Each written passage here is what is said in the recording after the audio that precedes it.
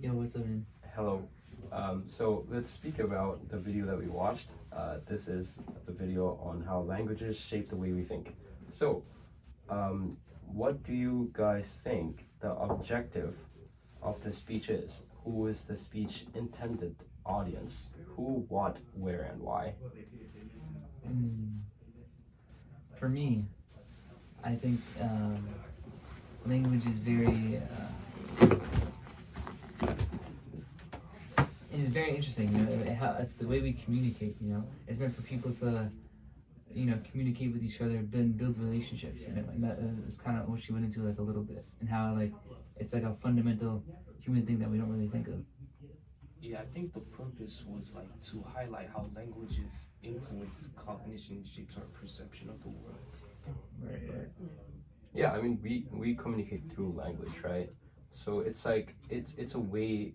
So even in Europe, like we communicate or we network through using the use of language, right? So I think the intended purpose for this speech is to explain how languages influences thought processes. The intent audience is general viewers who are listening, or who are going to a professional space maybe. Yeah. I agree. I feel like the main purpose of the speech is to how languages shape the way we think by influencing the perception and cognition of our interactions with each other. Like for example, our cultural backgrounds, our social backgrounds, which can affect the way we communicate with each other. You're able to extrapolate a lot from that. I believe the intended audience are those who are interested in anthropology, cultural studies, and linguistics. It seems to me that the speech was tailored towards those individuals. Right. And so like Yeah. yeah, wait, I have a question. So anthropology meaning like different languages, like people who speak different languages? Anthropology Yeah. is the study of humans. Study of like The human ancient culture, right? humans, Yeah. cultures. That's Oh, interesting. That's what I'm sure. Interesting. I wasn't even thinking about that. I took classes on this. Yeah, me too, actually. In John Jay, yeah. The classes. Oh, yeah, I took a class Intro in- to anthropology and like culture and crime. Yeah. Yeah. Do you heard of the phrase "make the familiar strange" and make the strange familiar"? Huh? Let's talk about it. All right. What? Go ahead. Sorry. Yeah, adding on to what Leo said, I definitely agree with him. I also feel like it could be for everybody, basically, because, like, everyone needs to communicate through Yeah. languages. It's a worldwide thing. It's very essential. It's a significant part of our everyday life. So I feel like it could, be for, like, everybody, Yeah. like the audience. What do you guys think her essential points were?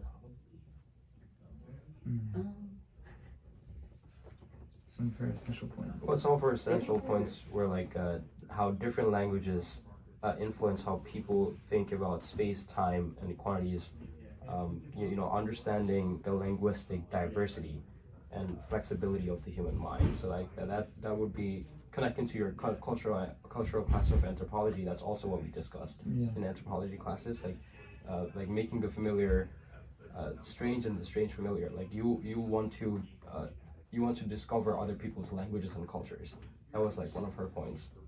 Another point that she made was that there's various languages, but there are some languages that are at risk of extinction. So that was an interesting point that she made in the video. She also emphasizes how different languages structure cognition differently.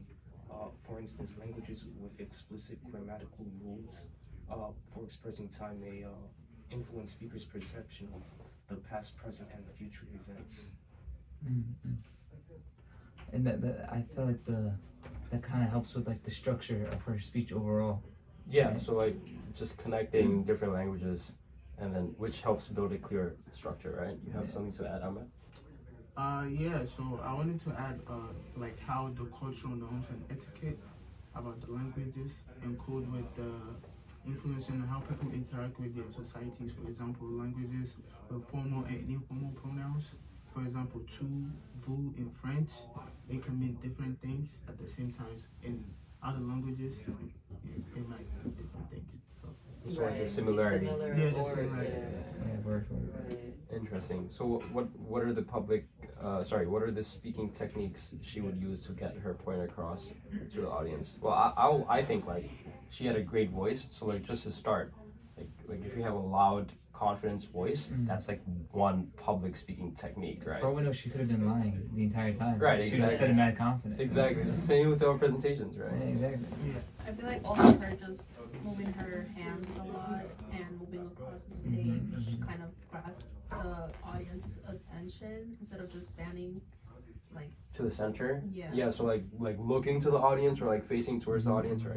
Mhm. Yeah. It gets everyone involved. Exactly. I'd say her timing was immaculate because the TED Talks are really, they adhere to a strict format, and she kept it engaging throughout, and so she allowed for pauses on crucial concepts and ensuring clarity and impact.